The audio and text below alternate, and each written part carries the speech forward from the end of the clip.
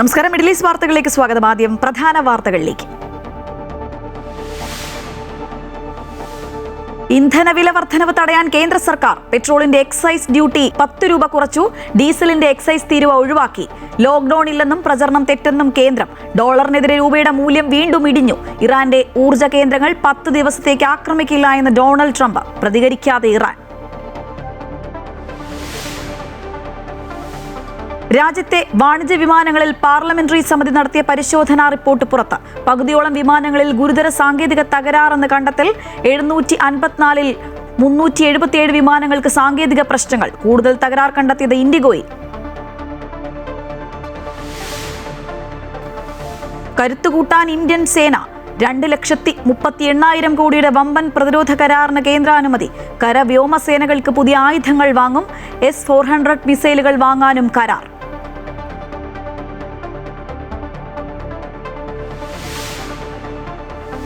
കേരളം വിധിയെഴുതാൻ ഇനി 13 ദിവസം മാത്രം. വാക്പോര് തുടർന്ന് നേതാക്കൾ. വി ഡി സതീശൻ നടത്തിയ RSS ബാന്ധവ ആരോപണം ശുദ്ധ അസംബന്ധമെന്ന് മുഖ്യമന്ത്രി. വോട്ടിനായി രാഷ്ട്രീയ ചെറ്റത്തരം കാണിക്കില്ലെന്നും പിണറായി. ഇരട്ടച്ചങ്കനല്ല ഇരട്ടത്താപ്പൻ എന്ന പിണറായി എന്നും മോദിയുടെ അണിയനാണ് കേരളം ഭരിക്കുന്നതെന്നും വി ഡി സതീശൻ. വികസനം പറയാനില്ലാത്തവരുടെ നുണയാണ് ഡീൽ ആരോപണമെന്ന് രാജീവ് ചന്ദ്രശേഖർ.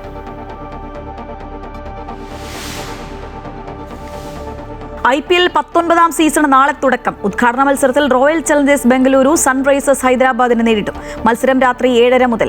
ആഷ്ലി വെസ്റ്റ്വുഡ് കേരള ബ്ലാസ്റ്റേഴ്സിന്റെ പുതിയ പരിശീലകൻ.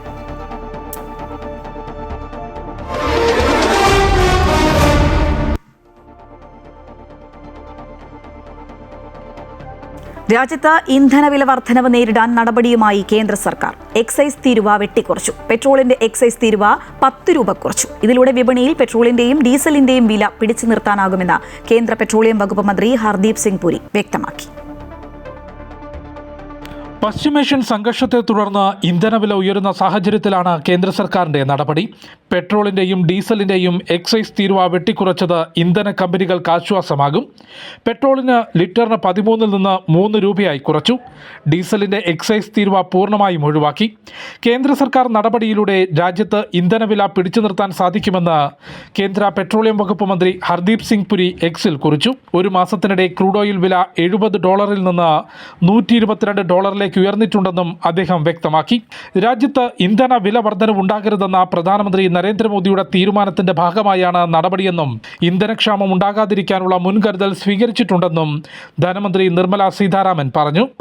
जनता के ऊपर ये कष्ट भी ना हो, किल्लत ना हो पेट्रोल और डीजल का और LPG का भी. माननीय प्रधानमंत्री जी ने ये चाहा कि कंज्यूमर का प्राइस बढ़ना नहीं है. കൂടുതൽ സ്വകാര്യ എണ്ണ കമ്പനികൾ ഇന്ധനവില കൂട്ടിയേക്കുമെന്ന അഭ്യൂഹങ്ങൾക്കിടെയാണ് എക്സൈസ് തീരുവ വെട്ടിക്കുറച്ചുകൊണ്ടുള്ള കേന്ദ്ര സർക്കാർ നടപടി. ഇന്നലെ നയാര കമ്പനി പെട്രോൾ ഡീസൽ വില കൂട്ടിയിരുന്നു. അമൃത ന്യൂസ്, ന്യൂഡൽഹി. പശ്ചിമേഷ്യൻ സംഘർഷത്തിനിടെ LPGയുമായി ജഗ് വസന്ത് ടാങ്കർ ഇന്ത്യയിലെത്തി. ഗുജറാത്ത് തീരത്താണ് ടാങ്കർ എത്തിയത്. കപ്പലിൽ 42,000 മെട്രിക് ടൺ LPGയാണ് ഉള്ളത്. യുദ്ധം മൂലം ആഴ്ചകളോളം ഹോർമൂസ് കടലിടുക്കിൽ കുടുങ്ങിക്കിടന്ന കപ്പൽ പ്രത്യേക നയതന്ത്ര നീക്കത്തിലൂടെയും ഇന്ത്യൻ നാവികസേനയുടെ സഹായത്തോടെയുമാണ് തീരമണഞ്ഞത്. കപ്പലിൽ നിന്ന് LPG മറ്റ് ചെറിയ കപ്പലുകളിലേക്ക് മാറ്റുന്ന മിഡ് സീ ട്രാൻസ്ഫർ നടപടികൾ ഉടൻ ആരംഭിക്കും. Bharat petroleum corporation limited chart ചെയ്ത ഈ കപ്പൽ ഫെബ്രുവരി 28-ന് യുദ്ധം തുടങ്ങുന്നതിന് തൊട്ടു മുൻപാണ് കുവൈറ്റിൽ നിന്ന് ചരക്ക് കയറ്റിയത്.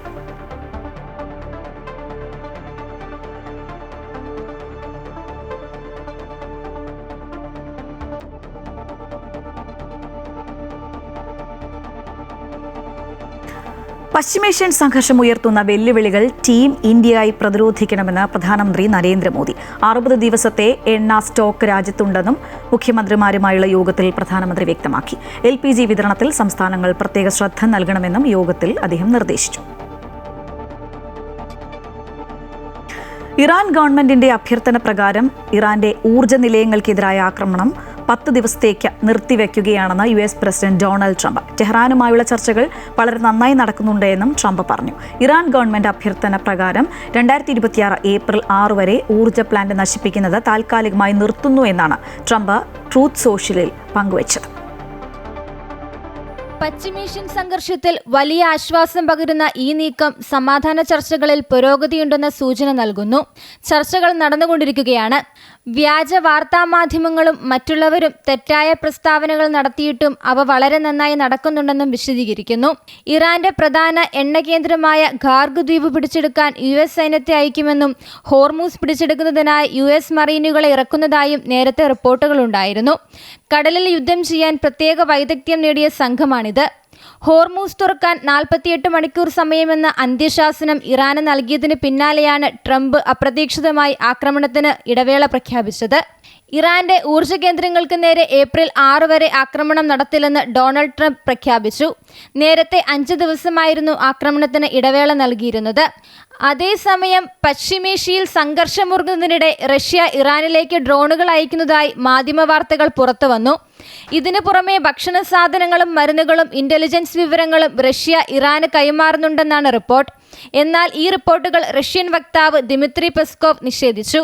ഇറാനുമായുള്ള ചർച്ചകൾ തുടരുകയാണെന്നും പുറത്തുവരുന്നത് വ്യാജ വാർത്തകളാണെന്നും അദ്ദേഹം പറഞ്ഞു. എന്തായാലും 10 ദിവസത്തെ ഇടവേള മേഖലയിലെ സമാധാന ശ്രമങ്ങൾക്ക് കരുത്തു പകരുമെന്നാണ് രാഷ്ട്രീയ നിരീക്ഷകർ വിലയിരുത്തുന്നത്. അതിനിടെ ഇറാൻ അമേരിക്ക സമാധാന ചർച്ചകൾ സംബന്ധിച്ച അവ്യക്തത തുടരുകയാണ്. ചർച്ചയുമായി ബന്ധപ്പെട്ട് ട്രംപിന്റെ ഏകപക്ഷീയ പ്രസ്താവന മാത്രമാണ് പുറത്തുവരുന്നത്. അമേരിക്ക സമർപ്പിച്ച 15 വെടിനിർത്തൽ നിർദ്ദേശം ഏകപക്ഷീയമെന്ന് ചൂണ്ടിക്കാട്ടി ഇറാൻ തള്ളിയതായും റിപ്പോർട്ടുണ്ട്. News desk Amrita news. ഇറാനുമായി ഭാവിയിൽ ഉണ്ടാക്കുന്ന ഏതൊരു കരാറിലും ഗൾഫ് രാജ്യങ്ങളുടെ ആവശ്യങ്ങൾ കൂടി ഉൾപ്പെടുത്തണമെന്ന് GCC secretary general Jasim al Budaiwi ആവശ്യപ്പെട്ടു. ഗൾഫ് രാജ്യങ്ങൾക്ക് നേരെയുള്ള ഇറാന്റെ മിസൈൽ ഡ്രോൺ ആക്രമണങ്ങൾ ഇപ്പോൾ ആഗോളതലത്തിൽ തന്നെ വലിയ പ്രത്യാഘാതങ്ങൾ ഉണ്ടാക്കുന്നുണ്ട്. ഈ ആക്രമണങ്ങൾ ഗൾഫ് മേഖലയുടെ മാത്രം പ്രശ്നമല്ലെന്നും അത് ലോകത്തിന്റെ സുരക്ഷയും സാമ്പത്തിക സ്ഥിരതയും ബാധിക്കുന്നുണ്ടെന്നും അദ്ദേഹം വ്യക്തമാക്കി. പ്രത്യേകിച്ച് ഹോർമൂസ് കടലിടക്ക് അടച്ചുപൂട്ടിയത് ആഗോള സമ്പദ് വ്യവസ്ഥയ്ക്ക് വലിയ തിരിച്ചടിയാണ് നൽകിയത്. അതുകൊണ്ട് തന്നെ ഇറാനുമായുള്ള കരാറുകൾ വെറും ആണവ വിഷയങ്ങളിൽ മാത്രം ഒതുങ്ങാതെ ഇറാന്റെ പ്രാദേശിക ഇടപെടലുകളെയും മിസൈൽ പദ്ധതികളെയും കൂടി ഉൾക്കൊള്ളുന്നതാകണമെന്നും അദ്ദേഹം ആവശ്യപ്പെട്ടു. സൗദിയുടെ തലസ്ഥാന നഗരിയായ റിയാദിലും കിഴക്കൻ പ്രവിശ്യയിലുമായി 22 ഡ്രോണുകൾ ഇന്ന് തടഞ്ഞു നശിപ്പിച്ചതായി പ്രതിരോധ മന്ത്രാലയ വക്താവ് മേജർ ജനറൽ തുർക്കി അൽ മാലിക്കി അറിയിച്ചു. റിയാദ് പ്രവിശ്യയിലേക്ക് ഇന്ന് ഇറാനിൽ നിന്ന് 6 ബാലിസ്റ്റിക് മിസൈലുകളാണ് വിക്ഷേപിച്ചത്. ഇതിൽ 2 മിസൈലുകൾ തടഞ്ഞു. മറ്റ് 4 ഗൾഫ് ഉൾക്കടലിലും ജനവാസമില്ലാത്ത പ്രദേശങ്ങളിലും പതിച്ചു. സൗദി പ്രതിരോധ മന്ത്രാലയത്തിന്റെ കണക്കനുസരിച്ച് വ്യോമ പ്രതിരോധ സംവിധാനവും വ്യോമസേനയും ഏകദേശം 811 ഡ്രോണുകൾ, 51 ബാലിസ്റ്റിക് മിസൈലുകൾ, 7 ക്രൂയിസ് മിസൈലുകൾ എന്നിവ വിജയകരമായി തടഞ്ഞ് നശിപ്പിച്ചിട്ടുണ്ട്. ദുബായിൽ നിന്ന് പ്രവാസികൾ കൂട്ടത്തോടെ മടങ്ങുന്നു എന്നതുൾപ്പെടെയുള്ള വ്യാജ പ്രചരണങ്ങളെ തള്ളി ദുബായ് മീഡിയ ഓഫീസ്. UAE സുരക്ഷിതമാണെന്നും ജനജീവിതം പൂർണ്ണമായും സാധാരണ നിലയിലാണെന്നും ഔദ്യോഗിക വീഡിയോയിലൂടെ സർക്കാർ അറിയിച്ചു. ഭീതി പടർത്തുന്ന തരത്തിൽ സമൂഹമാധ്യമങ്ങളിൽ പ്രചരിക്കുന്ന വാർത്തകൾ വ്യാജമാണെന്നും അധികൃതർ വ്യക്തമാക്കി. ബാങ്ക് നിക്ഷേപങ്ങൾ മരവിപ്പിച്ചെന്നും വിമാനത്താവളങ്ങൾ അടച്ചെന്നുമുള്ള പ്രചാരണങ്ങൾ വസ്തുതാവിരുദ്ധമാണെന്ന് ദുബായ് ഗവൺമെന്റ് മീഡിയ ഓഫീസ് പുറത്തിറക്കിയ വീഡിയോയിൽ വിശദീകരിക്കുന്നു. റിയൽ എസ്റ്റേറ്റ് മേഖല തകർന്നെന്നും ഭക്ഷ്യസാധനങ്ങൾക്ക് ക്ഷാമമുണ്ടെന്നുമുള്ള വ്യാജ വിവരങ്ങളും ദൃശ്യങ്ങളും പങ്കുവെക്കുന്നവർക്കെതിരെ ജാഗ്രത പാലിക്കണമെന്നും അധികൃതർ പൊതുജനങ്ങൾക്ക് നിർദ്ദേശം നൽകി. വിപണികളിൽ ഒരിടത്തും ഉൽപ്പന്നങ്ങൾക്ക് ക്ഷാമമില്ലെന്നും ജനങ്ങൾ പരിഭ്രാന്തരാകേണ്ട സാഹചര്യമില്ലെന്നും വാർത്താക്കുറിപ്പിൽ വ്യക്തമാക്കുന്നു. ദുബായിൽ ഓഫീസുകളും വ്യാപാര സ്ഥാപനങ്ങളും സാധാരണ പോലെ സജീവമായി തന്നെ പ്രവർത്തിക്കുന്നുണ്ട്. ഔദ്യോഗിക സോഴ്സുകളിൽ നിന്നുള്ള ആധികാരികമായ വിവരങ്ങൾ മാത്രം പൊതുജനങ്ങൾ പിന്തുടരണമെന്നും അധികൃതർ പൊതുജനങ്ങളെ ഓർമ്മിപ്പിക്കുന്നു. അഭ്യൂഹങ്ങൾ പരത്തുന്നതും വ്യാജ വാർത്തകളും ദൃശ്യങ്ങളും പ്രചരിപ്പിക്കുന്നതും UAE-യിൽ ഗുരുതര സ്വഭാവമുള്ള കുറ്റകൃത്യമാണ്. ഇത്തരക്കാർക്ക് ജയിൽ ശിക്ഷ ഉൾപ്പെടെയുള്ള കനത്ത നിയമ നടപടികൾ നേരിടേണ്ടി വരുമെന്നും അധികൃതർ അറിയിച്ചു. പ്രവാസികൾ അടക്കമുള്ള ജനങ്ങളുടെ സുരക്ഷിതത്വ കാര്യത്തിൽ വിട്ടുവീഴ്ചയില്ലെന്നും രാജ്യം അതീവ ജാഗ്രതയിലാണെന്നും ദുബായ് ഗവൺമെന്റ് വ്യക്തമാക്കി. Amrita news, Dubai. ഇന്ത്യൻ സായുധസേനയെ ആധുനികവൽക്കരിക്കുന്നതിനും പ്രതിരോധശേഷി വർദ്ധിപ്പിക്കുന്നതിനുമായി 2.38 ലക്ഷം കോടി രൂപയുടെ വമ്പൻ പദ്ധതികൾക്ക് കേന്ദ്ര സർക്കാർ അനുമതി. കേന്ദ്ര പ്രതിരോധ മന്ത്രി രാജ്നാഥ് സിംഗിന്റെ അധ്യക്ഷതയിൽ ചേർന്ന ഡിഫൻസ് അക്വിസിഷൻ കൗൺസിലാണ് ഈ ചരിത്രപരമായ തീരുമാനമെടുത്തത്. റഷ്യയുടെ അത്യാധുനിക വ്യോമ പ്രതിരോധ സംവിധാനമായ S-400, പുതിയ യുദ്ധവിമാനങ്ങൾ, നിരീക്ഷണത്തിനും ആക്രമണത്തിനുമായി അത്യാധുനിക ഡ്രോണുകൾ എന്നിവ വാങ്ങുന്നതിനാണ് പ്രധാനമായും അനുമതി ലഭിച്ചിരിക്കുന്നത്. രാജ്യത്തെ വാണിജ്യ വിമാനങ്ങളിൽ പാർലമെന്ററി സമിതി നടത്തിയ പരിശോധനാ റിപ്പോർട്ട് പുറത്ത്. പകുതിയോളം വിമാനങ്ങളിലും ഗുരുതര സാങ്കേതിക തകരാറുകൾ കണ്ടെത്തി. പരിശോധിച്ച 754 വിമാനങ്ങളിൽ 377 എണ്ണത്തിലും തുടർച്ചയായ സാങ്കേതിക പ്രശ്നങ്ങൾ രേഖപ്പെടുത്തി. ഇൻഡിഗോ വിമാനങ്ങളിലാണ് കൂടുതൽ തകരാറുകൾ കണ്ടെത്തിയത്. രാജ്യത്തെ വാണിജ്യ വിമാനങ്ങളിൽ പകുതിയോളം വിമാനങ്ങളിലും സാങ്കേതിക തകരാറുകൾ കണ്ടെത്തിയെന്നാണ് പാർലമെന്ററി സമിതി റിപ്പോർട്ട് നൽകിയത്.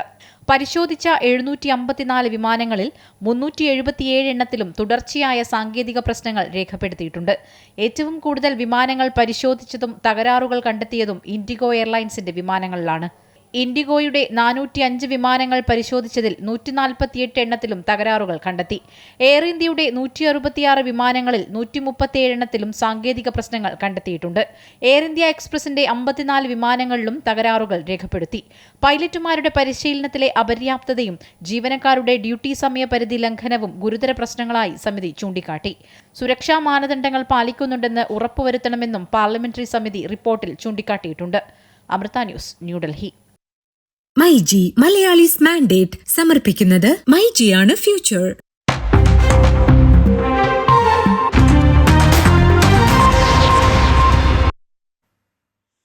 RSS ബാന്ധവാരോപണത്തിൽ പ്രതിപക്ഷ നേതാവ് VD സതീശനെ രൂക്ഷമായി വിമർശിച്ച് മുഖ്യമന്ത്രി പിണറായി വിജയൻ. ശുദ്ധ അസംബന്ധം പറയാൻ ഒരു മടിയും VD സതീശനില്ലെന്ന് കാണിക്കുന്നതാണ് അദ്ദേഹത്തിന്റെ ആരോപണമെന്ന് മുഖ്യമന്ത്രി തൃശൂരിൽ വാർത്താസമ്മേളനത്തിൽ പറഞ്ഞു. തൃശൂരിൽ നടത്തിയ വാർത്താ സമ്മേളനത്തിൽ VD സതീശനെതിരെ രൂക്ഷ വിമർശനമാണ് മുഖ്യമന്ത്രി ഉയർത്തിയത്. 1977 കണ്ണൂരിലെ സ്ഥിതി എന്താണെന്ന് അന്വേഷിച്ചു നോക്കണമെന്ന് മുഖ്യമന്ത്രി വാർത്താ സമ്മേളനത്തിൽ പറഞ്ഞു. ആരായിരുന്നു അവിടെ RSSനെതിരെ ശക്തമായ നിലപാട് സ്വീകരിച്ചത്? അക്കാലത്താണല്ലോ ഇവരുടെ മുൻ പ്രസിഡന്റ് പിന്നീട് വെളിപ്പെടുത്തിയത് താനാണ് RSS ശാഖയ്ക്ക് സംരക്ഷണം നൽകിയതെന്നും അതിന് ആളുകളെ അയച്ചതെന്നും അത് മാർക്സിസ്റ്റുകാരിൽ നിന്ന് സംരക്ഷണം കൊടുക്കാൻ വേണ്ടിയായിരുന്നു എന്നൊക്കെ പറഞ്ഞത് ഇദ്ദേഹമൊക്കെ കൂടി പ്രസിഡന്റാക്കിയ ആളായിരുന്നല്ലോ. അതായിരുന്നു കണ്ണൂരിന്റെ അവസ്ഥയെന്ന് K. സുധാകരനെ പരോക്ഷമായി പരാമർശിച്ച് മുഖ്യമന്ത്രി പറഞ്ഞു. കണ്ണൂരിൽ രാഷ്ട്രീയ പ്രവർത്തനം ആരംഭിക്കുമ്പോൾ തന്നെ RSS എങ്ങനെയാണ് കണ്ടിട്ടുള്ളതെന്ന് എല്ലാവർക്കും അറിയാമെന്നും മുഖ്യമന്ത്രി കൂട്ടിച്ചേർത്തു. എന്ത് നുണയും അവതരിപ്പിക്കാം, നുണയാണല്ലോ ഇപ്പോൾ പ്രധാനമായി അവതരിപ്പിച്ചുകൊണ്ടിരിക്കുന്നതെന്നും മുഖ്യമന്ത്രി വാർത്താ സമ്മേളനത്തിൽ പറഞ്ഞു. രണ്ടു പേർക്കും ഒരു സ്ഥാനാർത്ഥി. ആരായിരുന്നു സ്ഥാനാർത്ഥി? കോൺഗ്രസ്സുകാരായിരുന്നു. RSSന്റെ ജില്ലാ കാര്യമാണ്. ഇങ്ങനെ നാണം കെട്ട ഒരുപാട് കാര്യങ്ങൾ ചെയ്തവര് ഇതെല്ലാം ചെയ്ത് നമ്മുടെ നാടിന് മുന്നിൽ കാണിച്ചവര്. ഞങ്ങൾക്ക് ആ പണിയില്ല. ചില്ലറ വോട്ടിനും 4 സീറ്റിനും വേണ്ടി രാഷ്ട്രീയ ചെറ്റത്തരം കാണിക്കുന്ന പതിവ് ഞങ്ങൾക്കില്ല. B. ഗോപാലകൃഷ്ണന്റെ വിദ്വേഷ പരാമർശം നാടിനെ മതവിദ്വേഷത്തിലേക്ക് എത്തിക്കാനുള്ള നീക്കമാണെന്നും മുഖ്യമന്ത്രി പറഞ്ഞു. വികസനവും സാമൂഹ്യനീതിയും ഒന്നിച്ച് മുന്നോട്ട് കൊണ്ടുപോകാനാണ് ശ്രമിച്ചതെന്ന് മുഖ്യമന്ത്രി വാർത്താ സമ്മേളനത്തിൽ വ്യക്തമാക്കി. അമൃത ന്യൂസ്, തൃശൂർ. മുഖ്യമന്ത്രിക്ക് മറുപടിയുമായി പ്രതിപക്ഷ നേതാവ് VD സതീശൻ. 4 വോട്ടിന് വേണ്ടി എന്ത് നിലപാടും സ്വീകരിക്കുന്നത് മുഖ്യമന്ത്രി പിണറായി വിജയനാണെന്ന് VD സതീശൻ ആരോപിച്ചു. ഭൂരിപക്ഷ പ്രീണനമാണ് മുഖ്യമന്ത്രി നടത്തുന്നതെന്നും നരേന്ദ്രമോദിയുടെ അനിയനാണ് കേരളം ഭരിക്കുന്നത് എന്നും അദ്ദേഹം വിമർശിച്ചു. നരേന്ദ്രമോദിയുടെ അനിയനല്ലേ കേരളം ഭരിക്കുന്നത്? അത് തന്നെ സ്വഭാവം. എല്ലാ ഏകാധിപതികളും ഭീരുക്കളാണ്. ആ ശ്രേണിയിലെ അവസാനത്തെ ആളാണ് കേരള മുഖ്യമന്ത്രി. പ്രതിപക്ഷ നേതാവിന്റെ ഇന്റർവ്യൂ പോലും അസഹിഷ്ണുതയും ഭയവുമാണ് പ്രധാനം. ഭയമാണ് ഇവിടെ ഭരിക്കുന്നത്. പണ്ട് ബർത്തോൾ ബ്രെത്ത് ചോദിച്ചിട്ടുണ്ട്, വലിയ കവിയാണ്. അദ്ദേഹം ജർമ്മനിയിൽ നിന്ന് അദ്ദേഹത്തെ അമേരിക്കയിലേക്ക് നാട് കടത്തി. അപ്പോൾ അദ്ദേഹം ഒരു ജർമ്മൻകാരനെ കണ്ടപ്പോൾ ചോദിച്ചു. പ്രതിപക്ഷ നേതാവ് VD സതീശന് മറുപടിയുമായി CPM സംസ്ഥാന സെക്രട്ടറി MV ഗോവിന്ദൻ. രാവിലെ എഴുന്നേറ്റാൽ നുണ പറയലാണ് സതീശന്റെ പണി. അത് ഉറങ്ങും വരെ തുടരും. 1977 ജനസംഘവും RSSും ഒന്നും ഉണ്ടായിട്ടില്ല. അടിയന്തരാവസ്ഥയ്ക്കെതിരെയായിരുന്നു പോരാട്ടമെന്നും MV ഗോവിന്ദൻ പറഞ്ഞു. നിയമത്ത് BJP അക്കൗണ്ട് പൂട്ടിച്ചത് LDF ആണെന്നും അദ്ദേഹം പറഞ്ഞു. സതീശന്റെ മുഖമുദ്ര നുണ പറയുക. രാവിലെ എഴുന്നേറ്റൊരു നുണ, പിന്നെ വൈകുന്നേരം കിടക്കാൻ പോകുന്നതിന് മുമ്പ് 9 നുണ. ഇത് പറഞ്ഞുകൊണ്ടിരിക്കുക. ജാഥയിൽ മുഴുവൻ നുണയല്ലേ പറഞ്ഞു. ഇപ്പം പറഞ്ഞുകൊണ്ടിരിക്കുന്ന മുഴുവൻ നുണയല്ലേ. RSS ഒന്നും മത്സരിക്കുന്നില്ല. അന്ന് അവരുടെ സംഘടനയായിരുന്ന ജനസംഘം മത്സരിക്കുന്നില്ല. എല്ലാവരും ചേർന്നുകൊണ്ടുള്ള ഒരു സംവിധാനത്തിൻ്റെ ഭാഗമായിട്ടാണ് ജനതാ പാർട്ടി ഉള്ളത്. ഇന്ദിരാഗാന്ധിയുടെ നിലപാടിനെതിരായിട്ട്, കോൺഗ്രസിൻ്റെ നിലപാടിനെതിരായിട്ട് എടുത്ത സമീപനമാണ്. RSSുമായിട്ട് BJPയുമായിട്ട് നല്ല ബന്ധമുണ്ടാക്കി പോകുന്ന ഏറ്റവും പ്രധാനപ്പെട്ട കേരളത്തിലെ പാർട്ടി കോൺഗ്രസ് ആണ്. അതിന് പല ഘട്ടത്തിലായി നേതൃത്വം കൊടുത്തത് VD സതീശനുമാണ്. വികസനം പറയാനില്ലാത്തതുകൊണ്ടാണ് ഡീൽ എന്ന നുണ പറയുന്നത് എന്ന് BJP സംസ്ഥാന അധ്യക്ഷൻ രാജീവ് ചന്ദ്രശേഖർ. കോൺഗ്രസ് ആണ് നാണമില്ലാത്ത പാർട്ടി എന്നാണ് വിചാരിച്ചത്. CPMഉം ശിവൻകുട്ടിയും അതിന് വെല്ലുവിളിയാകുന്നുവെന്നും അദ്ദേഹം വിമർശിച്ചു. ജനങ്ങളെ വഞ്ചിക്കുന്നത് കോൺഗ്രസും CPMമാണ്. ഈ ഇലക്ഷന്റെ 10 ദിവസം മുമ്പ് എന്താണ് ഈ ഡീലിന്റെ ഒരു നറേറ്റീവ്? എന്തുകൊണ്ട്? എന്താണ് കാരണം? നിങ്ങളെല്ലാം ചോദിക്കണ്ടേ? ചോദിക്കൂ. അതിൻ്റെ ഉത്തരം, അതിൻ്റെ മറുപടിയാണ് ഇവർക്ക് വികസനത്തിനെ കുറിച്ച് ചർച്ച ചെയ്യാൻ താല്പര്യമില്ല, കഴിവില്ല. ജമാഅത്തെ ഇസ്ലാമിയെ എതിർത്തതുകൊണ്ടാണ് MK മുനീറിന് സീറ്റ് നൽകാതിരുന്നത് എന്ന ഇളമരം കരീം. ലീഗ് നേതൃത്വം തന്നെയാണ് മുനീറിനെ സാമ്പത്തിക തകർച്ചയിലേക്ക് നയിച്ചത്. മുനീറിന്റെ ഇന്ത്യ വിഷൻ ചാനലിനെതിരെയും ലീഗ് നിലപാട് സ്വീകരിച്ചിരുന്നുവെന്നും ഇളമരം കരീം കോഴിക്കോട് ആരോപിച്ചു. മതത്തെ അടിസ്ഥാനപ്പെടുത്തിയ രാഷ്ട്രീയമാണ് ജമാഅത്തെ ഇസ്ലാമി കൈകാര്യം ചെയ്യുന്നത്. അവർ UDFുമായി മുസ്ലിം ലീഗുമായും UDFുമായും വളരെ യോജിപ്പോടുകൂടി ഈ തെരഞ്ഞെടുപ്പിൽ സജീവമായി UDFിനെ സഹായിച്ചുകൊണ്ടിരിക്കുകയാണ്. അതിനോട് ആദർശപരമായി ഐഡിയോളജിക്കലി കടുത്ത എതിർപ്പ് മുസ്ലിം ലീഗിൻ്റെ സമുന്നത നേതാവ് ഇപ്പോൾ മാത്രം പ്രകടിപ്പിച്ചതല്ല, നേരത്തെ തന്നെ അദ്ദേഹത്തിൻ്റെ നിലപാട്.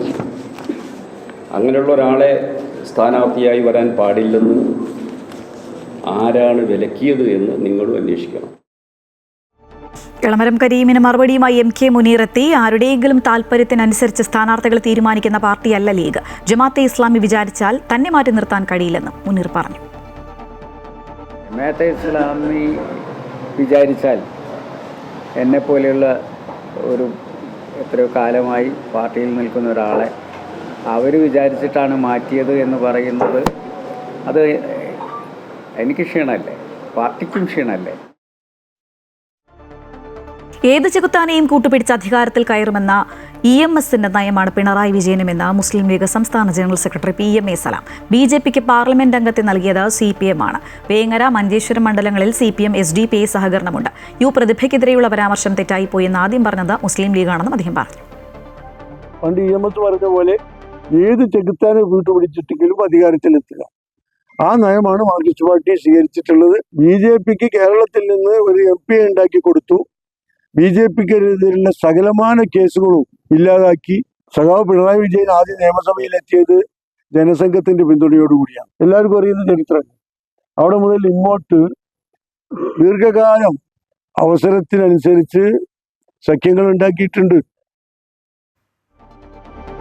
സോപാന സംഗീത കലാകാരൻ ഞരളത്ത് ഹരിഗോവിന്ദൻ മുസ്ലിം ലീഗിൽ ചേർന്നു. ലീഗ് സംസ്ഥാന അധ്യക്ഷൻ പാണക്കാട് സാദിഖ് അലി ശിഹാബ് തങ്ങളിൽ നിന്ന് ഹരിഗോവിന്ദൻ അംഗത്വം സ്വീകരിച്ചു. ലീഗിൽ ചേരാനുള്ള തീരുമാനം സ്വയം എടുത്തതാണെന്നും നാമനിർദ്ദേശ പത്രിക സമർപ്പണത്തിന് മുൻപ് അംഗത്വം എടുത്താൽ അത് സ്ഥാനാർത്ഥിയാകാനുള്ള നീക്കമായി വ്യാഖ്യാനിക്കപ്പെടും എന്നുള്ളതുകൊണ്ടാണ് വൈകിയതെന്നും അദ്ദേഹം പറഞ്ഞു. പാണക്കാട് കുടുംബം മുന്നോട്ട് വയ്ക്കുന്ന മാനവികതയോ അല്ലെങ്കിൽ സ്യുഡോ അല്ലാത്ത മതേതരത്വമോ പ്രവൃത്തിയിൽ കാണിക്കാൻ കേരളത്തിലെ മറ്റ് ഒരു രാഷ്ട്രീയ പ്രസ്ഥാനങ്ങൾക്കും കഴിയുന്നില്ല. അത് കഴിയാത്തത് അവർക്ക് വെറും അധികാരക്കൊതിയും അല്ലെങ്കിൽ പണം, പ്രസിദ്ധി, അധികാരം തുടങ്ങിയിട്ടുള്ള വളരെ ചെറിയ ഒരു വട്ടത്തിൽ നിന്നിട്ടുള്ള ആഗ്രഹങ്ങളെ അവർക്കുള്ളൂ എന്നുള്ളത് കൊണ്ടാണ്. ഒരു സമൂഹത്തെ ഷാർജയിൽ മലയാളി യുവാവ് കുത്തേറ്റു മരിച്ചു. കോഴിക്കോട് താമരശ്ശേരി സ്വദേശി നഫാദാണ് ജോലി സ്ഥലത്തുണ്ടായ തർക്കത്തെ തുടർന്ന് കുത്തേറ്റു മരിച്ചത്. ഒപ്പം ജോലി ചെയ്തിരുന്ന കരുവമ്പോയിൽ സ്വദേശി ഷമീറിനെ പോലീസ് അറസ്റ്റ് ചെയ്തു. ഇരുവരും ഷാർജയിൽ ഒരു കഫറ്റീരിയയിൽ ജോലി ചെയ്തു വരികയായിരുന്നു. സൗദി അറേബ്യയിൽ ഓൺലൈൻ ഷോപ്പിംഗ് കൂടുതൽ ലളിതവും വേഗതയേറിയതുമാക്കി ലുലു 2.0. അത്യാധുനിക സാങ്കേതിക സംവിധാനങ്ങൾ ഉപയോഗിച്ച് ലുലു ഷോപ്പിംഗ് ആപ്പും വെബ്സൈറ്റും ഉപഭോക്താക്കൾക്കായി പുതിയൊരു ഷോപ്പിംഗ് അനുഭവം ഒരുക്കുകയാണ്. ഓൺലൈൻ ഷോപ്പിംഗിന് മുൻപുള്ളതിനേക്കാൾ ഇരട്ടി വേഗത ഉറപ്പാക്കുകയാണ് ലുലു 2.0യുടെ സൗകര്യങ്ങൾ. റിയാദ്, ദമാം, ജിദ്ദ അടക്കം സൗദിയിൽ എവിടെയും ഉപഭോക്താക്കൾക്ക് ആവശ്യമുള്ള സാധനങ്ങൾ വളരെ എളുപ്പത്തിൽ ഓർഡർ ചെയ്യാനും വെറും മിനിറ്റുകൾക്കുള്ളിൽ സാധനങ്ങൾ ലഭിക്കാനും ഇതോടെ വഴി തുറന്നു. ലുലു 2.0 മോഡിലേക്കുള്ള ചുവടുവയ്പ്പിനൊപ്പം കൂപ്പൺ കോഡുകളിലൂടെ ഷോപ്പിംഗിൽ കൂടുതൽ ലാഭം നേടാനും ഉപഭോക്താക്കൾക്ക് അവസരമുണ്ട്. പുതിയ ഓൺലൈൻ ഉപഭോക്താക്കൾക്ക് 50 റിയാലിൽ കൂടുതൽ ഷോപ്പിംഗ് നടത്തിയാൽ JDD എന്ന കോഡിലൂടെ 10 റിയാൽ വരെ കിഴിവ് ലഭിക്കും. കൂടാതെ RMD കോഡിലൂടെ 25 റിയാൽ, ബരാക്ക 50യിലൂടെ 50 റിയാൽ, വഫ്ര 100യിലൂടെ 100 റിയാൽ ഇങ്ങനെ കിഴിവ് ലഭിക്കും. ഗിഫ്റ്റ് കാർഡുകൾ ഒഴികെയുള്ള എല്ലാ ഉൽപ്പന്നങ്ങൾക്കും ഒന്നിലധികം ഓർഡറുകളിൽ ഈ ആനുകൂല്യങ്ങൾ ലഭ്യമാണ്. മറ്റു വാർത്തകളിലേക്ക്. സർക്കാരിനെതിരെ ഗുരുതര അഴിമതി ആരോപണവുമായി കോൺഗ്രസ് നേതാവ് രമേശ് ചെന്നിത്തല. സഹകരണ വകുപ്പിൽ 700 കോടിയുടെ അഴിമതിക്ക് നീക്കം നടക്കുകയാണെന്ന് രമേശ് ചെന്നിത്തല ആരോപിച്ചു. സഹകരണ സംഘങ്ങൾക്കായി പൊതു സോഫ്റ്റ്വെയർ തയ്യാറാക്കുന്ന പദ്ധതിയിൽ അഴിമതിയുണ്ട് എന്നാണ് ആരോപണം. കേരളത്തിലെ പ്രാഥമിക സഹകരണ സംഘങ്ങൾക്കായുള്ള പൊതു സോഫ്റ്റ്വെയർ തയ്യാറാക്കുന്നതിനുള്ള പദ്ധതി അതിന്റെ 4 ഇരട്ടിക്കുമേൽ തുകയ്ക്ക് ദിനേശ് BD കമ്പനിക്ക് കൈമാറുന്നു എന്നുള്ളതാണ് രമേശ് ചെന്നിത്തലയുടെ ആരോപണം. ടാറ്റ കൺസൾട്ടൻസിക്ക് ആദ്യം നൽകിയ കരാർ സർക്കാർ റദ്ദാക്കിയെന്നും പുതുക്കിയ നിബന്ധനകൾ ഉൾപ്പെടുത്തി വീണ്ടും ടെൻഡർ വിളിച്ച് ദിനേശ് BD കമ്പനിക്ക് നൽകാൻ തീരുമാനിക്കുകയായിരുന്നുവെന്നും ചെന്നിത്തല പറഞ്ഞു. ഇതുവഴി ഏകദേശം 700 കോടി രൂപയുടെ അഴിമതിയുണ്ടെന്നാണ് ആരോപണം. ദിനേശ് BD സഹകരണ സംഘം നൽകിയ 280 പ്രാഥമിക സഹകരണ സംഘങ്ങൾക്കുള്ള സോഫ്റ്റ്വെയർ നൽകാനുള്ള 58 കോടി രൂപയുടെ ബിഡാണ് ഇപ്പോൾ സർക്കാർ അവാർഡ് ചെയ്യാൻ തയ്യാറെടുക്കുന്നത്. ഇതനുസരിച്ച് 4415 പ്രാഥമിക സഹകരണ സംഘങ്ങളിൽ സോഫ്റ്റ്വെയർ സ്ഥാപിക്കുമ്പോൾ 914 കോടി രൂപയോളം ചെലവ് വരും. 206 കോടി രൂപയ്ക്ക് സോഫ്റ്റ്വെയർ ഭീമനായ TCS 4415 സഹകരണ സംഘങ്ങൾ സ്ഥാപിക്കാമേറ്റ പദ്ധതിയാണ്. അതിൻ്റെ 4 ഇരട്ടി തുകയ്ക്ക് ഈ രംഗത്ത് യാതൊരു മുൻപരിചയവുമില്ലാത്ത ദിനേശ് BD സഹകരണ സംഘത്തിന് കൈമാറുന്നത്. അതായത് ഈ പദ്ധതി നടപ്പാക്കി കഴിയുമ്പോൾ കേരള സംസ്ഥാനത്തിൻ്റെ ഖജനാവിൽ നിന്ന് 700 കോടിയിൽ പരം നഷ്ടം ഉണ്ടാകാൻ പോകുന്നു. തിരഞ്ഞെടുപ്പ് പെരുമാറ്റച്ചട്ടം നിലവിൽ വന്നതോടുകൂടിയാണ് സർക്കാരിന് ദിനേശ് BD കമ്പനിക്ക് അനുമതി നൽകാൻ സാധിക്കാത്തത്. നിലവിൽ തിരഞ്ഞെടുപ്പ് കമ്മീഷന്റെ പ്രത്യേക അനുമതി വാങ്ങി പദ്ധതി നടപ്പിലാക്കാനാണ് ശ്രമമെന്നും രമേശ് ചെന്നിത്തല ആരോപിച്ചു. UDF അധികാരത്തിൽ വന്നാൽ ടെൻഡർ റദ്ദാക്കുമെന്നും അദ്ദേഹം പറഞ്ഞു. അമൃത ന്യൂസ്, തിരുവനന്തപുരം. വ്യക്തിയാവകാശങ്ങൾ സംരക്ഷിക്കണമെന്നാവശ്യപ്പെട്ട നടൻ മോഹൻലാൽ നൽകിയ ഹർജിയിൽ നടപടിയുമായി ഡൽഹി ഹൈക്കോടതി. മോഹൻലാൽ സമർപ്പിച്ച ലിങ്കുകൾ നീക്കം ചെയ്യാൻ കോടതി നിർദ്ദേശം നൽകി. വ്യക്തിയാവകാശം ലംഘിച്ച എല്ലാ വീഡിയോകളും നീക്കം ചെയ്യണമെന്നായിരുന്നു മോഹൻലാലിന്റെ ഹർജിയിലെ ആവശ്യം. AI ഉപയോഗിച്ച് ശബ്ദം ക്ലോൺ ചെയ്യുന്നുവെന്നും ചിത്രങ്ങളും വീഡിയോകളും നിർമ്മിച്ച് പ്രചരിപ്പിക്കുന്നുവെന്നും ഇവയെല്ലാം തന്റെ അനുവാദമില്ലാതെ കൊമേഴ്ഷ്യൽ ആവശ്യങ്ങൾക്കായി ഉപയോഗിക്കുന്നുവെന്നും ഹർജിയിൽ പരാമർശിച്ചിരുന്നു. വിവാഹിതനായ പുരുഷൻ പ്രായപൂർത്തിയായ മറ്റൊരു സ്ത്രീക്കൊപ്പം ജീവിക്കുന്നത് കുറ്റകരമല്ല എന്ന് അലഹബാദ് ഹൈക്കോടതി. വ്യക്തിസ്വാതന്ത്ര്യവും സാമൂഹ്യ ധാർമ്മികതയും രണ്ടാണെന്ന് വ്യക്തമാക്കിയാണ് കോടതി ഉത്തരവ്. ഷജഹാൻപൂർ സ്വദേശികളായ യുവതിയും വിവാഹിതനായ യുവാവും നൽകിയ ഹർജി പരിഗണിക്കവെയാണ് കോടതിയുടെ നിരീക്ഷണം. നിയമവും ധാർമ്മികതയും രണ്ടാണെന്ന് പറഞ്ഞ ഹൈക്കോടതി വിവാഹിതനായ പുരുഷൻ പ്രായപൂർത്തിയായ മറ്റൊരു സ്ത്രീയുമായി സമ്മതത്തോടെ താമസിക്കുന്നത് ഏതെങ്കിലും ക്രിമിനൽ നിയമത്തിന്റെ പരിധിയിൽ വരുന്നില്ല എന്ന് വ്യക്തമാക്കി. മീഡിയ വിദ്യാഭ്യാസവും ഗവേഷണവുമായി ബന്ധപ്പെട്ട അന്താരാഷ്ട്ര സിമ്പോസിയമായ ISMER 5ാം പതിപ്പ് അമൃത വിശ്വവിദ്യാപീഠം കൊച്ചി ക്യാമ്പസിൽ ആരംഭിച്ചു. 3 ദിവസങ്ങളായി നടക്കുന്ന സിമ്പോസിയത്തിൽ രാജ്യത്തിനകത്തും പുറത്തുമുള്ള വിദഗ്ധരും ഗവേഷകരും പങ്കെടുക്കും. Centre for media studies director general doctor PN Vasanthi symposium ഉദ്ഘാടനം ചെയ്തു. മാതാ അമൃതാനന്ദമയി മഠം ജനറൽ സെക്രട്ടറി സ്വാമി പൂർണ്ണാമൃതാനന്ദപുരി അനുഗ്രഹ പ്രഭാഷണം നടത്തി. Centre for public policy research സ്ഥാപകൻ ചെയർമാൻ ഡോക്ടർ D ധനുരാജ് മുഖ്യാതിഥിയായ ചടങ്ങിൽ അമൃത വിശ്വവിദ്യാപീഠം കൊച്ചി ക്യാമ്പസ് ഡീനും ഡയറക്ടറുമായ doctor U Krishnakumar, visual media and communication വിഭാഗം മേധാവി ഡോക്ടർ S ദിനേശ് ബാബു എന്നിവർ പ്രസംഗിച്ചു. കേരള സ്റ്റേറ്റ് പ്ലാനിംഗ് ബോർഡിന്റെ deputy director doctor Arun Shyamnath, doctor Shakeela T Shamsu, doctor Jayaprakash C, doctor S Arun Selvan തുടങ്ങിയവർ വിവിധ സെഷനുകളിൽ ക്ലാസ് എടുത്തു.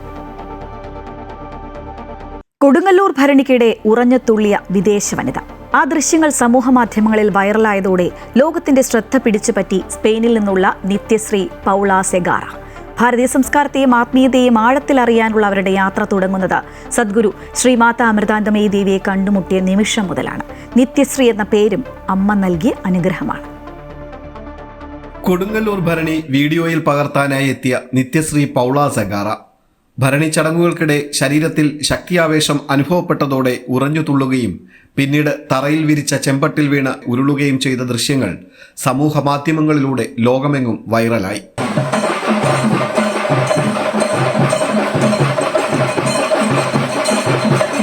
അന്ന് എന്താണ് സംഭവിച്ചതെന്നറിയാൻ നിത്യശ്രീ പൗള സെഗാറയെ കുറിച്ച് അന്വേഷിച്ചു. സദ്ഗുരു ശ്രീ മാതാ അമൃതാനന്ദമയി ദേവിയെ കാണാനെത്തിയ നിത്യശ്രീയെ കൊല്ലം അമൃതപുരിയിൽ വെച്ച് നേരിൽ കണ്ടു.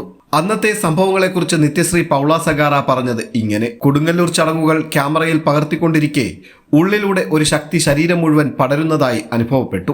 താളങ്ങളും പാട്ടും മുറുകിയപ്പോൾ ആ ശക്തിയാവേശം കൂടുതൽ തീവ്രമാവുകയും കൊടുങ്ങല്ലൂർ ക്ഷേത്രമുറ്റത്ത് ഉറഞ്ഞു തുള്ളുകയും ചെയ്തു. And suddenly I feel this burst of energy in my body. So my body just started shaking without control. And then my mind went somewhere else. Like it was pure experience. What I knew, what happened, we were just shaking. I don't know, it was moving without any sort of control by my mind. Sadhguru Shri Mata Amritanandamayi ദേവിയുടെ വലിയൊരു ഭക്തയാണ് ഈ Spain സ്വദേശിനി. അമ്മയുടെ European സന്ദർശനത്തിനിടെ ബാഴ്സലോണയിൽ വച്ചാണ് Paula സെഗാറ ആദ്യമായി അമ്മയെ കണ്ടത്. തുടർന്ന് അമ്മയെ കാണാനായി കേരളത്തിലേക്കും അവർ എത്തി. ഭാരതീയ സംസ്കാരത്തെയും ആത്മീയതയെയും കുറിച്ചുള്ള അറിവ് അമ്മയിലൂടെ നേടി. ഭാരതീയ സംസ്കാരത്തിൽ നിന്ന് പ്രചോദനം ഉൾക്കൊണ്ട ഒരു പേര് വേണമെന്ന തന്റെ ആഗ്രഹം അമ്മയോട് പങ്കുവച്ചപ്പോൾ പൗള സെഗാറയ്ക്ക് നിത്യശ്രീ എന്ന പേര് അമ്മ നൽകുകയായിരുന്നു. I met Amma back in 2002 with my family. My parents introduced me to her. And then in 2016 or 2015, we start traveling to India every single year to be more near Amma and to be under her guidance. Amma was giving names here. That was like many years ago. It was more common for her to give names. So one year I asked her if I could also have her name. സനാതന ധർമ്മത്തിലും ഹൈന്ദവ ആചാരങ്ങളിലും പ്രത്യേക താല്പര്യമുള്ള Nithyasree Paula സെഗാറ ലോകത്തിലെ ഏറ്റവും മൂല്യമേറിയ സംസ്കാരങ്ങളിലൊന്നായി ഭാരതീയ സംസ്കാരത്തെ കാണുന്നു. യാത്രകൾ ഏറെ ഇഷ്ടപ്പെടുന്ന ഈ സ്പെയിൻ യുവതി സദ്ഗുരു ശ്രീ മാതാ അമൃതാനന്ദമയി ദേവിയുടെ അനുഗ്രഹം വാങ്ങി മറ്റൊരു യാത്രയ്ക്ക് തുടക്കം കുറിച്ചു കഴിഞ്ഞു. അപ്പോഴും കൊടുങ്ങല്ലൂർ ഭഗവതിയുടെ ശക്തി എന്ന അടിക്കുറിപ്പോടെ ആ വീഡിയോ സമൂഹ മാധ്യമങ്ങളിൽ വൈറലായി തുടരുന്നു. Paula സെഗാര, Nithyasree Paula സെഗാരയ്ക്ക് Indian കൾച്ചറിനോടും Indian ആത്മാവിനോടുമൊക്കെ ഏറെ അടുപ്പമുണ്ട്. കാരണം കുട്ടിക്കാലം മുതലേ ഇന്ത്യയിൽ വന്ന് വളർന്ന് ഇന്ത്യയെക്കുറിച്ച് മനസ്സിലാക്കി ആത്മീയതയെക്കുറിച്ചൊക്കെ പഠിച്ച് നിത്യശ്രീ പൗള സെഗാരോ അവർക്ക് ഇനിയും പഠിക്കാനുണ്ട്. ഇന്ത്യൻ കൾച്ചറിനെ കുറിച്ചും ഇന്ത്യൻ സംസ്കാരത്തെക്കുറിച്ചും അതിലേക്കുള്ള യാത്രയിലാണ് അവർ. പ്രദീപ് വാളത്തുങ്കലിനൊപ്പം സുധീഷ്, അമൃത ന്യൂസ്, കൊല്ലം. ഇന്ന് പുലർച്ചെ കുവൈറ്റിലെ പ്രധാന തുറമുഖമായ ഷുവൈഖ് തുറമുഖം ലക്ഷ്യമാക്കി നടന്ന ഡ്രോൺ ആക്രമണത്തിൽ സാരമായ നാശനഷ്ടങ്ങൾ ഉണ്ടായതായി റിപ്പോർട്ട്. എന്നാൽ ഇതുവരെ ആളപായം ഒന്നും റിപ്പോർട്ട് ചെയ്തിട്ടില്ല. അതേസമയം മുബാറക് അൽ കബീർ തുറമുഖവും ഡ്രോണുകൾ ഉപയോഗിച്ച ആക്രമണത്തിന് വിധേയമായതായി പൊതുമരാമത്ത് മന്ത്രാലയം വ്യക്തമാക്കി. ഇവിടേക്കും അടിസ്ഥാന സൗകര്യങ്ങൾക്ക് കേടുപാടുകൾ സംഭവിച്ചെങ്കിലും ആളപായമില്ല എന്ന് അധികൃതർ വ്യക്തമാക്കി. സംഭവത്തെ തുടർന്ന് അടിയന്തര പ്രതികരണ പ്രോട്ടോകോളുകൾ പുറപ്പെടുവിച്ചു. കൂടാതെ സംഭവവുമായി ബന്ധപ്പെട്ട കുവൈറ്റ് തുറമുഖ അതോറിറ്റി മറ്റ് ബന്ധപ്പെട്ട സർക്കാർ ഏജൻസികളും തമ്മിൽ ഏകോപനവും ശക്തമാക്കിയിട്ടുണ്ട്. പശ്ചിമേഷ്യയിൽ നിലനിൽക്കുന്ന സംഘർഷ സാഹചര്യങ്ങളെ തുടർന്ന് നാട്ടിൽ കുടുങ്ങിയ 150-ലധികം ആരോഗ്യ പ്രവർത്തകരെ United nurses association Kuwait Saudi ഘടകത്തിന്റെ സഹകരണത്തോടെ ഇന്ന് കുവൈറ്റിലെത്തിച്ചു. ജസീറ എയർവേസിന്റെ പ്രത്യേക ചാർട്ടേഡ് വിമാനത്തിലാണ് നഴ്സുമാരും അവരുടെ കുടുംബാംഗങ്ങളും അടങ്ങുന്ന സംഘം ദമാം എയർപോർട്ട് വഴി സുരക്ഷിതമായി കുവൈറ്റിലെത്തിയത്. വാർഷിക അവധിക്കും അടിയന്തര ചികിത്സയ്ക്കും മറ്റാവശ്യങ്ങൾക്കുമായി നാട്ടിൽ പോയി മടങ്ങാൻ കഴിയാതെ പ്രതിസന്ധിയിലായ നിരവധി നഴ്സുമാർക്കാണ് ഈ സേവനം വലിയ ആശ്വാസമായത്. ഇതിനിടെ വിദേശത്ത് കഴിയുന്ന കുവൈറ്റ് ആരോഗ്യ മന്ത്രാലയത്തിലെ ജീവനക്കാർ നിലവിലെ സാഹചര്യം കണക്കിലെടുത്ത് എത്രയും പെട്ടെന്ന് കുവൈറ്റിൽ തിരിച്ചെത്തണമെന്ന് ആരോഗ്യ മന്ത്രാലയത്തിന് മുന്നറിയിപ്പും ഉണ്ടായിരുന്നു.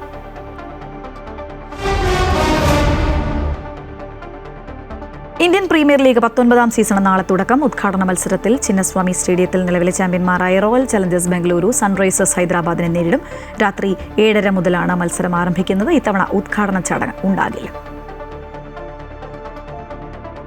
കേരള ബ്ലാസ്റ്റേഴ്സ് എഫ്സിയുടെ പുതിയ ഹെഡ് കോച്ചായി ആഷ്ലി വെസ്റ്റ്വുഡിനെ നിയമിച്ചു. ഇന്ത്യൻ ഫുട്ബോളിൽ വലിയ പരിചയസമ്പത്തുള്ള പരിശീലകനാണ് ആഷ്ലി. ബംഗളൂരു എഫ്സിയെ 2 തവണ ഐ ലീഗ് കിരീടത്തിലേക്കും 1 തവണ ഫെഡറേഷൻ കപ്പ് വിജയത്തിലേക്കും നയിച്ച അദ്ദേഹം മുൻപ് ATK, പഞ്ചാബ് FC ടീമുകളെയും പരിശീലിപ്പിച്ചിട്ടുണ്ട്. ഇന്നത്തെ മിഡിൽ ഈസ്റ്റ് വാർത്തകൾ പൂർണ്ണമാകുന്നു. കൂടുതൽ വാർത്തകൾക്കായി അമൃത ന്യൂസ് യൂട്യൂബ് ചാനൽ കാണുക. നമസ്കാരം.